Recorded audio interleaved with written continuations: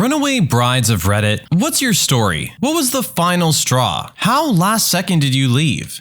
On my 18th birthday, my boyfriend proposed to me at my party, in front of all my family and friends. I said yes mostly because I was too embarrassed to say no. We'd been dating for 2 years, but I was just about to start university. I wasn't ready at all. I asked later, when we were alone, if we could have a long engagement, at least a year or two, and he agreed. We told our families and friends we would be waiting to get married. Less than 3 months later, his mom and my mom took me out for lunch and decided to take me to look at wedding dresses, because it's never too early to start planning. When I saw a really lovely dress that was on sale, my fiance's mother insisted on buying it for me. Their family was quite wealthy and had money set aside for all of my fiance's milestones: education, first car, wedding, etc. She told me they were happy to cover the major costs as they were the ones who wanted a big wedding, and I joked I could pay her back in grandchildren. A few weeks later, his mom introduced me to a friend who was a florist. Next thing I know, I'm looking at bouquets and discussing table arrangements. Then my fiance starts talking about venues for our wedding, saying we need to start planning so we can find the perfect place. By this point, I'm truly panicking. I'm just a few months into university. I haven't even fully decided what I want to do with my education. Now I'm choosing venues for a wedding that's supposed to be years away? A wedding that's suddenly looking like nuptials of a minor royal? I tried talking to my fiance, but he just wouldn't listen. We saw a venue we liked, but they had no availability for almost 2 years.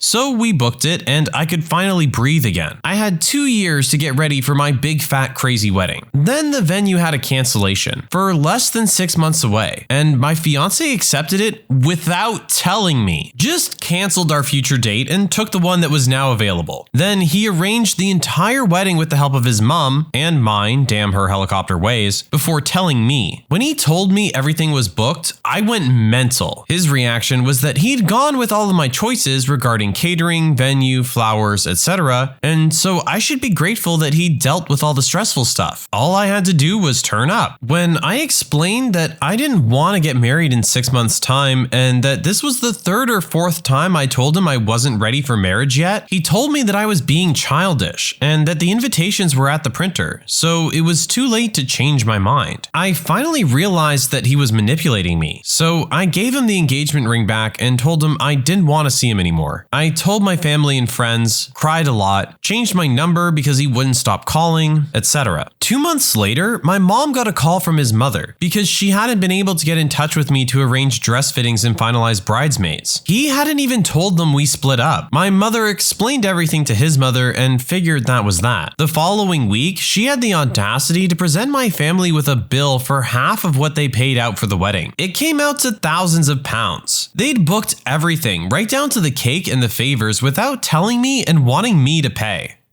My friend met a guy and within a week they were engaged. He was in the military and ghosted her about a month after proposing. 6 months later, he turns up and starts working at the same place as her and acted like he didn't even know her. Does that count?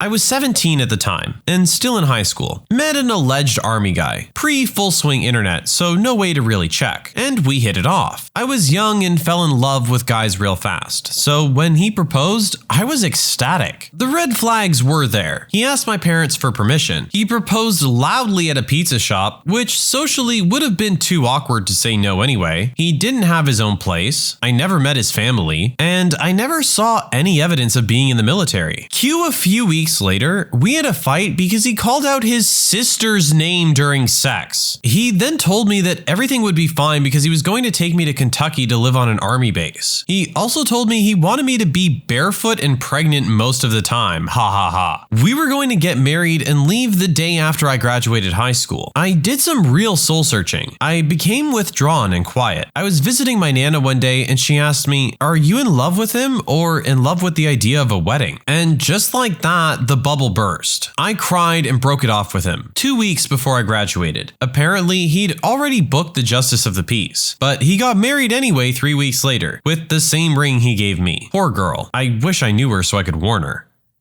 Had a friend that didn't know she was the bride until she was halfway down the aisle. Her parents had arranged a marriage for her, common in her culture, and had told her that the family had all been invited to a cousin's wedding. My friend was told everyone was going to be wearing white for whatever reason. I don't remember. They arrived at the church just before the bride was scheduled to walk down the aisle. My friend, thinking they're late, wanted to slip in and stay in the back. Her father, however, takes her arm and they start walking up the aisle. It isn't until they're halfway up that she stops and realizes everyone is looking at her and smiling and crying tears of joy. She turned to one of her aunts in the pew next to her and asked them who was getting married. The whole church went silent, and then the aunt looked at my friend's father and said, "You can't be serious. You planned a wedding for your daughter and just expected her to go along with it? Have the two of them even met? Did you seriously think this would work?" The whole room was then chattering about them, and the father just cleared his throat and told his daughter to keep walking. Luckily, the aunt grabbed my friend first and pulled her into the pew, pushed her past the row of people, and they both ran out of the church. Her parents disowned her after that, and she moved in with that aunt.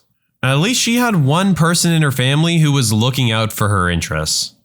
A woman I briefly dated was a runaway bride. Her ex never hit her but constantly belittled her and was basically emotionally abusive. Your standard kid, telling her she was lucky he wanted her, that she could never find anyone better, that she was ugly but he dealt with it, etc, etc, etc. She was a smart kid, was a medic in the military, saving dozens of lives in Pakistan. But emotionally manipulative people can get anyone if given enough time, and he got her. On her wedding day, her dad, who wasn't usually in the picture, having divorced when she was a teen, was having a conversation with her in the ready room, and got concerned when she started repeating a lot of the things her fiancé was saying to her. She said that she was mid-sentence when he stood up and said, "Let's go to Dairy Queen," out of the blue. When she was little, they often went to DQ and talked over ice creams. She took a second, agreed, and they left to go to DQ. But he drove 3 towns over, and they sat and talked over ice cream for hours while her phone rang the battery dead in the car. She said she felt like a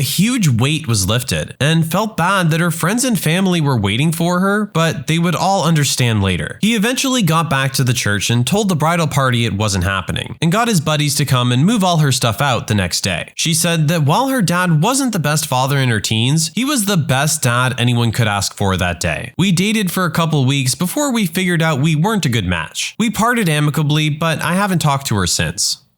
Not me, and I'm not sure if it counts as a runaway, but my sister broke up with her fiancé 4 months before their wedding, which was already planned and paid for. I'll be honest, I don't know the full story. Even now, 18 months later, she still hasn't fully opened up to us about it. But I never really liked the guy. He was nice enough, but he absolutely could not handle his drink. He could never have a little drink. No, he had to drink the whole bar every time, then would come home and puke up over the entire house. He then had the audacity to complain whenever my sister would go out with her friends just for a couple drinks, to the point where he eventually just stopped letting her go out altogether. His family was an absolute mess as well. His mom and stepdad were pretty cool, but they moved to Canada to pursue their dreams, leaving my sister and her fiancé in the hands of aunts and uncles who did not approve of her at all. His little brother was on-off with his teenage girlfriend he eventually knocked up, and who was always trying to one-up my sister too. Eventually, as far as she's told us, she just felt trapped by the guy. She was prohibited from hanging out with her friends and was forced to go to family events with people who despised her. He made her distance herself from us, which I think was painful for her as she essentially missed quality time with her new nephews at the time. He basically controlled every aspect of her life. Anyway, she unceremoniously dumped him on New Year's Eve and canceled the wedding then and there. I don't think she ever saw him again after that. She was always out when he came to collect his stuff. Obviously, his family weren't too happy about it and harassed her for months. She became depressed and needed medication, but it was my family that had to foot the wedding bill anyway. They were just glad to have their daughter back.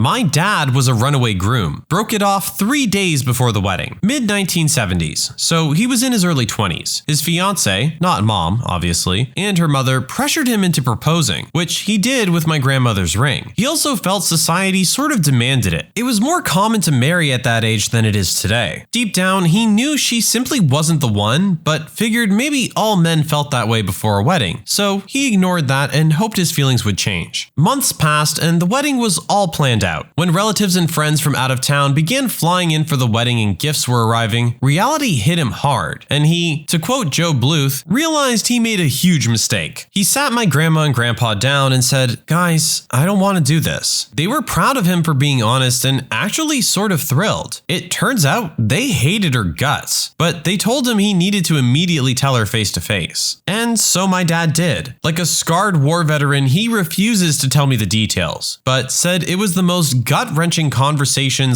/ argument / hell he had ever experienced. But he ended it. Of course, this was the 1970s. You can't just announce the wedding is canceled via a text or Facebook message, which a friend of mine did. My dad took the responsibility of calling every single invited guest to tell them the wedding was off. Even more, he personally returned the gifts to the people who sent them. His fiancée sold my grandmother's ring. My boyfriend at the time had a female friend who, the night before her wedding, finally spilled to several friends, including him, that her fiancé had been emotionally and physically abusing her, and she wasn't sure she could get married. We'd all noticed her being distant from us, but she would deny every time that something was wrong. The next day, her family mobilized to get the word out to all of her guests, and a bunch of her friends essentially forced themselves into the guy's house to get all her things back. My boyfriend was a cop, so had a duty to press charges or say something to the guy. I was never clear on this part. The woman was pissed off at him for a while, but now a few years later is seeing someone great whom I've actually known forever and is quite a bit happier now. Plus, she knows friends and family have her back and can get things done. I was engaged, so almost a bride, and there were several final straws. A few were before the engagement. He lived in his car at the time, no judgment on that, but it is relevant, so was not financially stable, and this was just a couple of weeks into dating. Another was him wanting me to send selfies of myself, proving where I was at all times, and what I was wearing, which was 99.9% my work clothes. Black long sleeve shirts and pants, cause I'm a server, and I'm at work. So if I wasn't texting back fast enough, apparently I was with another man. About a month into the relationship, he demanded a key to my condo so he could see me whenever he wanted. The final straw was when he proposed, for down on one knee and said, "I knew we were meant to be each other the moment we matched." On Tinder, go figure. "I love you so much. Now I can show everyone I own you. Will you marry me?" Boy, bye. That was 3 months into the relationship. I had never met his family, but heard a lot about them. He had only ever met my mother, but that wasn't planned. I said no immediately and walked away. He tried getting into my condo countless times and calling me. Unfortunately, I had to change my number and get a restraining order against him. He was, and probably is, still crazy AF. One of the people I know is what's called a serial fiancé. She dates guys right until they propose to her. Then she says yes, starts looking for venues, dresses, etc., and then she calls off the wedding and breaks up with the guy, saying, "I didn't want to marry him anyway. He's..." insert reason here. The last time this happened, she had an AMA about her wedding on Instagram, but 2 months before the supposed date of the wedding, all of her photos, AMA answers, and mentions of engagement were gone. Maybe she's getting a kick out of it. I don't know.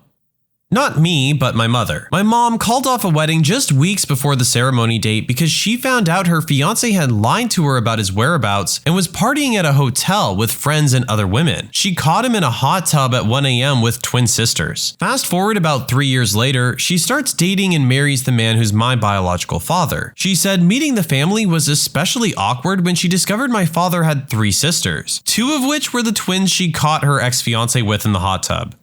Years ago, I was a single mom, working hard but not getting ahead at all. Met a good guy type, architect, good sense of humor, etc. We dated for about a year, then got engaged. Then the unthinkable happened, and this is where I'm the jerk in many people's minds. He was in a horrible car accident, broke both of his femurs and his back, about 10 months before our wedding. He was a diabetic as well, so his healing was significantly delayed. He ended up confined to an electric wheelchair, and since his legs were in casts from hip to ankle, his legs had to be extended straight out in front of him at all times. I really tried to stick by him, but he made it impossible. He did nothing but complain and moan about every single thing that the doctors told him. Refused physical therapy, would not take his medication correctly, did not cooperate with wound care, wouldn't take his insulin correctly, all the things that make for a horrible patient and even worse person to be around. He managed to get addicted to the narcotics, sleeping pills, and Xanax as well. Through all all of this, our wedding planning was still happening, mostly by his family. He was moved from the hospital to a live-in group home where he only declined. Wearing pants was difficult, so he wore nothing on his bottom half for months, just happy with a bedsheet over his lap. No matter what, his moods were totally uncontrollable. He became violent and so verbally abusive. One evening, he missed the final Jeopardy question and threw his open urinal at me. Even after the doctors had insisted that he had to start bending his legs, he absolutely refused. Nope, not gonna do it. Fast forward to my wedding day. The staff at the group home went balls to the wall to decorate the backyard and make this day so special for everyone. It really was lovely. Our families were gathered and seated and the pianist was playing and my dad was by my side. They opened the door for us to start down the aisle and there he sat, with his legs straight out and hospital socks sticking out under a blanket. I froze. Told my dad I needed to go back in the house. Once we were out of earshot of everyone, I told my dad I couldn't do this. I'm so sorry. My dad simply smiled and said, "Thank God." He signaled for my kids to come to the side, loaded them and me in his car, and we drove off. We ended up moving a state away, closer to my family and thriving. The groom did end up in and out of several facilities and has never left the wheelchair. I realized fully that he was suffering from the type of physical, emotional, and mental pain that I will never comprehend. But I knew that I could not raise my kids in that type of environment, and my first commitment was to them. I went on to finish my own degree, and my kids are now adults. No one has thrown urine at me since.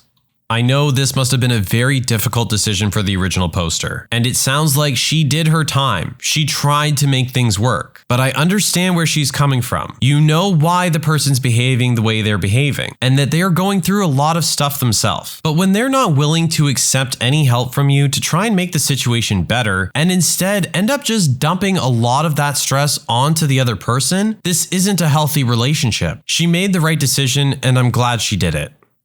I was almost the runaway bride, and I regret not making that decision. Dated my high school sweetheart for almost 2 years before the jealousy became overwhelming. I broke up with him a month after we graduated, but we were going to the same college and met up again that fall. I found myself pregnant by that October and was kicked out of my Catholic home. His parents let me stay with them, but we could no longer live in sin and had to be married. I didn't want to go back to living in my car, so I agreed. My parents wiggle back into my life before the wedding. Fast forward to the day of the ceremony and the music begins playing. I stand to start walking down the aisle. My dad takes my hand and says, "You know, you don't have to do this. You could just come home with us." WTF? Could he have mentioned this an hour, a day, a week before? I've always hated drama and didn't want to be that person. So I just said that I couldn't, and I got married. My ex was controlling, manipulative, and how abusive he was had become much less subtle since I became pregnant and turned overt when we moved out of his parents' house a year later. I ran when he nearly hit our baby's skull with his shoe, which he threw because he'd found something in the carpet I didn't vacuum properly. Yeah,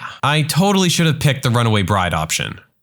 Not a bride, so to speak, but I ran away from a proposal. I was dating this guy who, in hindsight, was abusive, but at the time I just didn't know it. I knew he was bipolar, diagnosed, and came from a very unstable family. I tried being his rock and getting him to a better place, and sometimes everything was fine, and then others he was just such a jerk. He started talking about marriage about 1 year into the relationship. We had already split up and gotten back together twice due to him throwing tantrums and having wild mood swings about how he felt about the relationship. I just sort of nodded along because, well, I did think I wanted to spend the rest of my life with him, but I wasn't ready to get married yet. I figured he was talking about someday far in the future when we were on more stable ground. A month later, he proposed. Not even in a very eventful way. Not saying has to be. I mean, I just didn't see it coming. We were at his house, as usual. Oh yeah, he lived with his parents. And he was playing video games and I was watching TV on my laptop. We'd ordered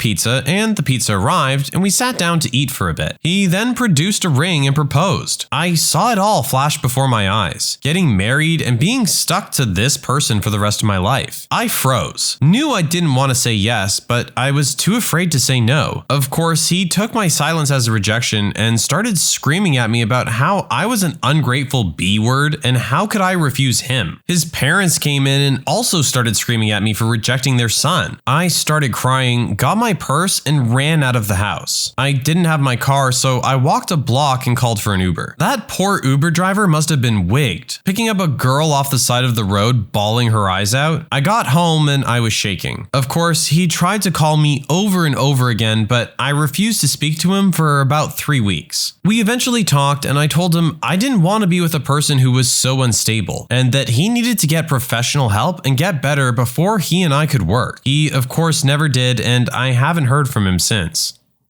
We'd been together for 6 months when he proposed. We were both young at the time and weren't even living together. My gut told me right away that it was too soon, but I said yes anyway and went along with it because I thought he loved me and I loved him. I really thought that we could build a nice life together. I made it clear that I wanted to wait a while before we actually got married, but he was keen to speed things along as fast as possible. I didn't even want to tell our families about it yet because I knew they would give us grief over getting engaged so young, and only a few months of being together. As things moved along, I made it clear that I wasn't ready to get married at my age, and wanted to spend more time with him before we went through with it. He sort of threw a fit and accused me of cheating on him because there was no other reason in his mind I could possibly want to wait to marry. Things started to get really toxic, and I eventually left him for good. I gave him the ring back and parted civilly, but he wasn't about to let it go so easily. He was calling and texting me constantly for weeks, accused me of being obsessed with him and following him around, and I started to realize that he was not in a normal state of mind. I was scared, but it calmed down after a while and things started to get back to normal. Unfortunately, he started spreading all kinds of nasty rumors about me, about how I accused him of being abusive and was abusive towards him. His entire family turned sour towards me because of it, and it was difficult because we shared most of our friends. He ruined my reputation and my self-esteem, but it made me realize that I really dodged one hell of a bullet by refusing to marry him. Every so often, he messages me on social media asking to get back together. I either don't reply or give him a polite but very firm no. This doesn't really matter, but it's another funny little detail. He gave my engagement ring to his mother as a Mother's Day gift, and now she wears it all the time. She has to know it used to belong to me, but still finds it to be a sweet gift from her insane son.